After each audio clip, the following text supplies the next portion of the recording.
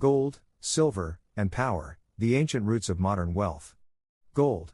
Silver. Two metals that have outlasted empires, rewritten economies, and shaped the destiny of nations. Before paper money, before Wall Street, before central banks, there was metal. Hard, radiant, eternal. For over 5,000 years, humanity has measured power, faith, and fortune by the shimmer of these elements. But their story is more than just treasure. It's the story of how civilization learned to value trust, how we turned the Earth's rarest materials into symbols of wealth, authority, and survival. Today, we'll journey through time, from the mines of ancient Egypt to the markets of Mesopotamia, from the temples of Greece to the vaults of the Roman Empire, to uncover how gold and silver became the foundation of modern money.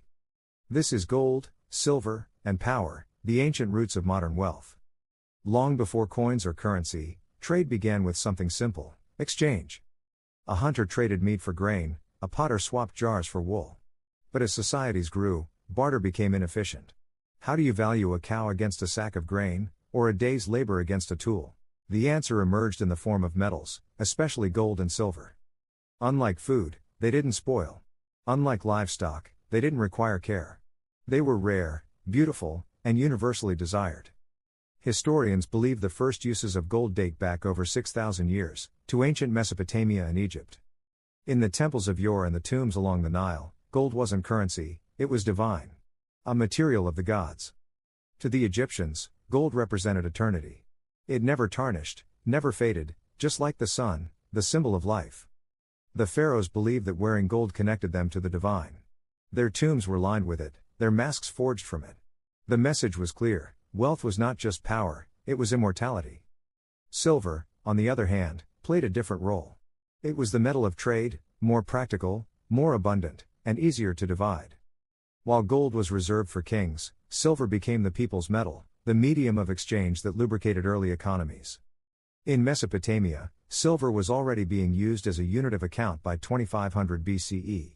Records from Sumerian tablets show merchants pricing goods in shekels, not coins, but measured weights of silver.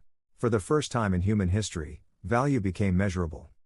A shekel of silver could buy a slave, rent land, or pay temple taxes. It was the birth of money, not as coins, but as trust. As civilizations advanced, the need for standardized money became urgent. Bartering with weighed chunks of metal was cumbersome.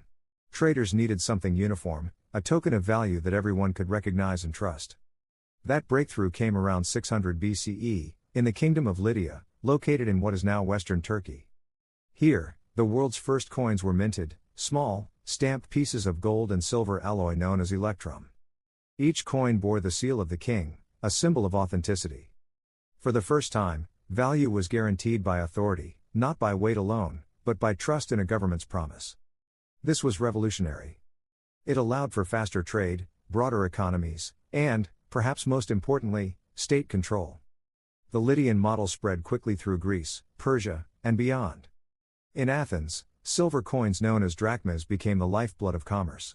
Their silver came from the laurium mines, where thousands of slaves toiled underground to fuel the city's military and democracy alike. Silver funded Athens' navy, the very ships that defeated Persia and secured Greek dominance. It was money turned into might. Meanwhile, in Persia, gold coins known as darics became the empire's financial backbone. They were accepted from Egypt to India, creating one of the first truly global currencies. By the time of Alexander the Great, money wasn't just a tool, it was a weapon of empire. Wherever Alexander conquered, he introduced Greek-style coins, stamped with his image. To the conquered, this wasn't just currency, it was a reminder of who controlled value itself. Gold and silver had transcended economics. They had become instruments of propaganda and power. If Greece gave money its beauty, Rome gave it scale.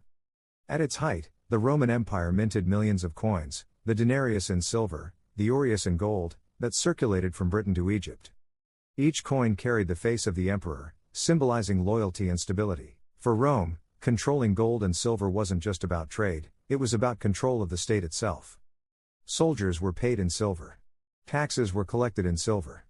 Public works were financed by the empire's mines.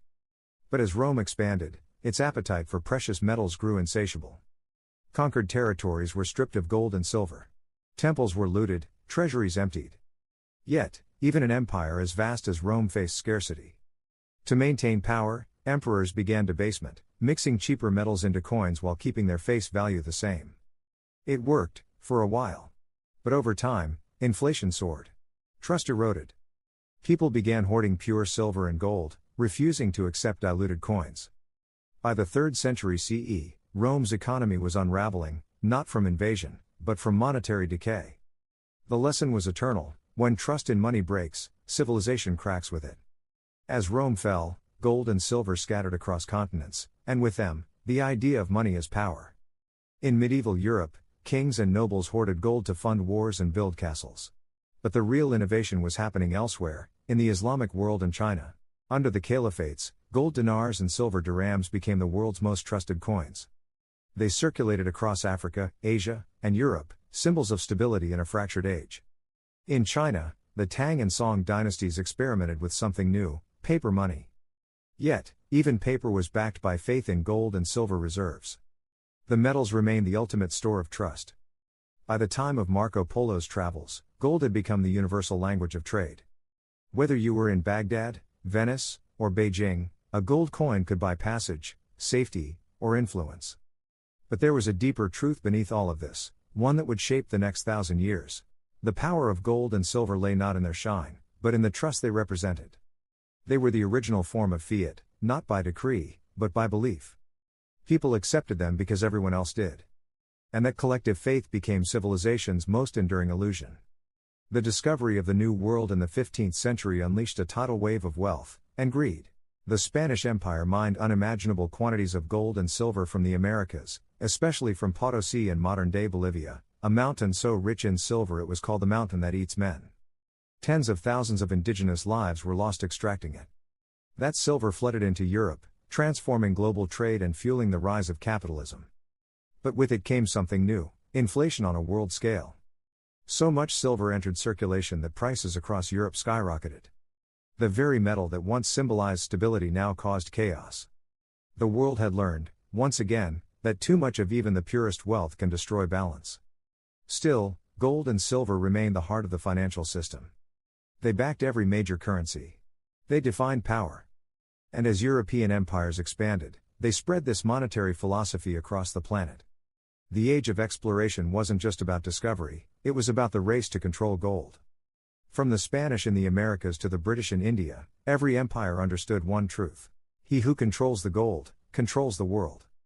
By the 19th century, the legacy of gold and silver evolved into the gold standard, a system linking national currencies directly to gold reserves. For the first time, global economies shared a common anchor. It created stability and dependency.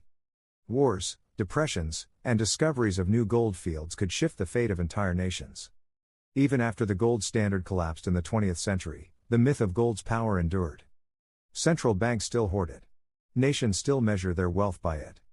And investors, in moments of fear, still rush to its glow, as if ancient memory whispers that gold means safety. From temple altars to digital markets, gold and silver have defined how we see value. They built empires, funded wars, and forged economies. They taught humanity its most enduring lesson: that money is never just metal. It's a mirror of belief, a reflection of trust, and a story of power. Every currency, every stock, every crypto coin today traces its lineage back to those first shimmering pieces of gold and silver, pulled from the earth, shaped by human hands, and infused with meaning far beyond their physical worth. And though the world has moved from metal to code, one truth remains: the roots of wealth are ancient. And gold, silent, eternal, and radiant, still whispers the language of power.